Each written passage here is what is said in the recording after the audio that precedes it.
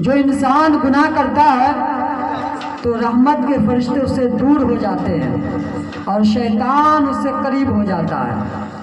آپ نے سنا ہوگا ابلیس اللہ کی نافرمانی کیا تو اللہ کی رحمت اس سے دور ہوئی، اس کی سرداری ختم ہو گئی۔ اور جب کوئی بندہ گناہ کرتا ہے تو رحمت اس سے دور ہو کر زحمت اس پر لا دی جاتی ہے۔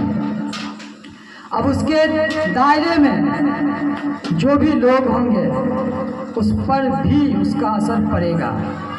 ہمارے سماج میں اگر کوئی گناہ کرے گا اس کا اثر ہم پر بھی پڑے گا۔ اس بات کو گاٹھ باندھ لیجئے کہ اگر ہمارے سماج میں گناہ عام ہو رہا ہے تو ہم سب کی ذمہ داری ہے کہ اس گناہ کو روکیں۔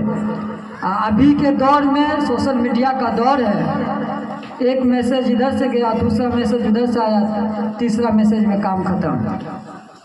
اس بات پہ ہمیشہ غور کیجئے، آپ یہ موقع ہی نہ دیں نوجوان لڑکی یا لڑکا کو کہ وہ گناہ کی طرف جائے۔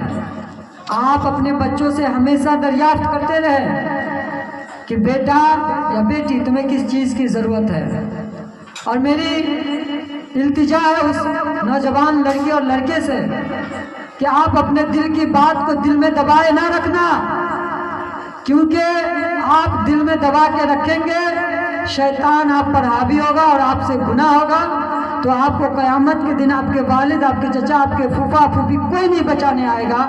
اگر کوئی بچائے گا تو وہ آپ کے اچھے اعمال بچائے گا۔